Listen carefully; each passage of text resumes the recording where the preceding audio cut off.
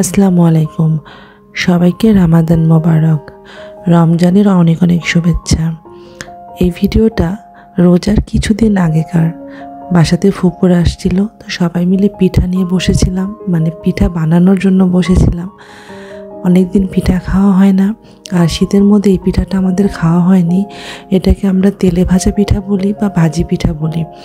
তো এটা খুব সিম্পল, কিন্তু খেতে অনেক বেশি টেস্ট। যেহেতু বাসাতে সবাই ছিল, সবাই একসাথে বানিয়েছি, অনেক মজাও হয়েছে। আর এই যে দেখেন, আমরা সবাই গল্প করতে করতে কতগুলো পিঠা বানিয়ে ফেলেছি। আর এই পিঠাগুলো যতগুলো দরকার ততগুলোই ভেজে নেব, বাদ বাকিগুলো ফ্রোজেন করে রেখে দেব। এই পিঠাগুলো ফ্রোজেন করে রেখে দিলে পরে ভাজলে মানে এটা যেরকম সেরকমই থেকে যায়, টেস্টটা সেরকমই থাকে, কোনো নষ্ট হয় না। তো এখানে আমি ভেজে নেব। এই পিঠাগুলো ভাজতে অনেক বেশি সময় লাগে না, খুব অল্প সময়ে ভাজা হয়ে যায়। এখানে আমি অনেকগুলো দিয়ে দিলাম, কারণ এগুলো লেগে যাওয়ার কোনো ভয় নেই। আস্তে আস্তে মানে একদম লাল হয়ে গেলেই ভাজাটা হয়ে যায়, যেহেতু ভাজিটা তো আগে থেকে রান্না করা থাকে।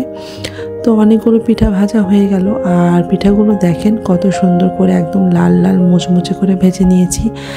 এখন আমরা সবাই মিলে এই পিঠাগুলো এনজয় করব। সবাই ভালো থাকবেন, সুস্থ থাকবেন, এবং সবাইকে আবারও রামাদান মোবারক।